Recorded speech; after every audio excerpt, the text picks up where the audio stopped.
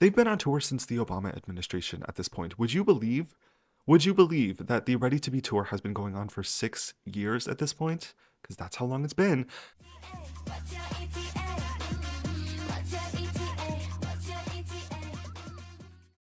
My first 2024 prediction is that Adore is going to try and sabotage New Jeans in some way.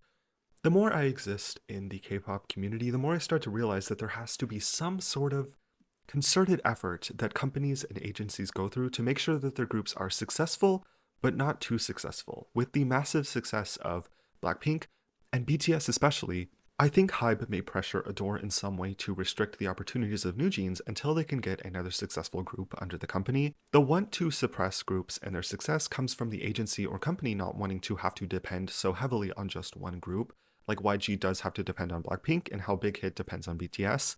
Just recently, we saw that Adore is holding auditions for a new group, so I don't know. I don't have a good feeling about this. Obviously, I don't want this to happen. I just have a feeling that with Minheejin especially working so closely with SM, and SM Entertainment kind of being the ultimate culprit of suppressing their artists and their continued success, I think that this likelihood is very strong, right? Next prediction is that Leah will not be returning to ITZY for quite a while, I think. The fact that JYP was so quick to re-record their songs for award show background vocals, and now that they're releasing a comeback where Leah isn't a part of it at all, this is pretty unprecedented for JYP Entertainment, where for other groups, like Twice, members who have gone on hiatus, both Junghyun and Mina, were at least a part of the album's end product so that they do have lines in the song when they eventually return. I don't know, it's very concerning to me that Leah isn't a part of this album at all besides her solo song, so I don't know, I don't like where this is going. Next prediction is that Baby Monster will quote re-debut with the member who left, so I think YG is probably going to gloss over Batter Up as it was certainly successful but not by YG standards. If they don't add the member who left, I think they'll maybe add another YG trainee to the group and they'll treat the following release as the quote real debut of Baby Monster, and Batter Up will just be branded as like a pre-debut single or debut showcase. Next prediction, the foundation for the boy group revival will be built in 2024 and emerge in 2025 with BTS coming back, right? I think most, if not all, of the work that needs to be done in 2024 hinges on the sound and concept of Zero Base One. Like, if they can break through the noise music barrier, we'll be good to go for a boy group revival in 2025 when BTS comes back as well. Next prediction, I say this as a once, I think Twice will have a very, very successful comeback and 2 member solos in 2024. I think Twice is on the cusp of a huge comeback. I feel it. First of all, they've been on tour since the Obama administration at this point. Would you believe that the Ready to Be tour has been going on for 6 years at this point? Because that's how long it's been.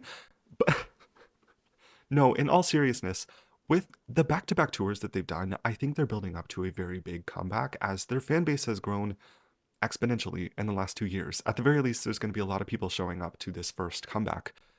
I suspect it will be a full album, considering Twice looks to be releasing just one project a year at this point from now on. And because of this, I think we'll get 2 member solos in 2024. I personally think it's going to be Chewie and Chaewon. Yeah. Okay, next prediction. Blackpink will have a comeback, but most likely just a digital single. Either that or they're now allowed to release music they've been working on for the last 7 years, and we do get an album. I'm hoping that's the case, but I don't know. Depending on how much say YG still has with his new contract, I wouldn't be surprised by a digital single. Yeah, hoping for more, but that's what I think. Okay, next prediction is that NMIX will continue to alter the boundaries of what mix pop is to make it even more experimental, but more importantly, more flexible. I think, or I hope, NMIX is going to develop their lore more substantially to the point that songs like Love Me Like This can fit into the ethos of the group and make sense as a part of their, or a part of the real world side of their concept. Yeah, I personally need more NMIX lore to be established, and I think that is what it's going to take for this group to be able to succeed. I need like JYP Culture Universe episodes. Yeah, and speaking of Culture Universe episodes, my next prediction is that I think Novice will have her AI solo debut. aespa will use that to separate themselves a bit from the SM Culture Universe and have more room to explore more concepts in the quote real world. I think with Lee Soo-man's situation, who is the CEO of SM Entertainment.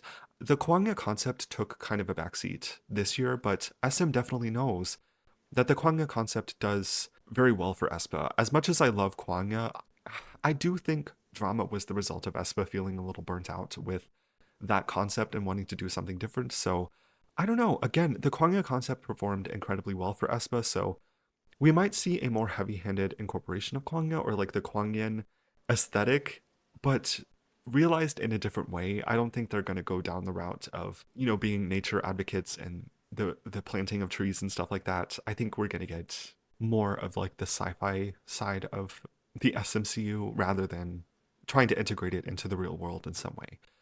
And yeah, those are my predictions for 2024, just kind of judging based on what's been going on in the last year or so in K-pop. And yeah, I think that's all. Let me know if you have any of your own K-pop predictions for the next year. If you want to comment on my on my predictions, yeah, thank you for watching. Subscribe if you want to, and yeah, I'll see you later.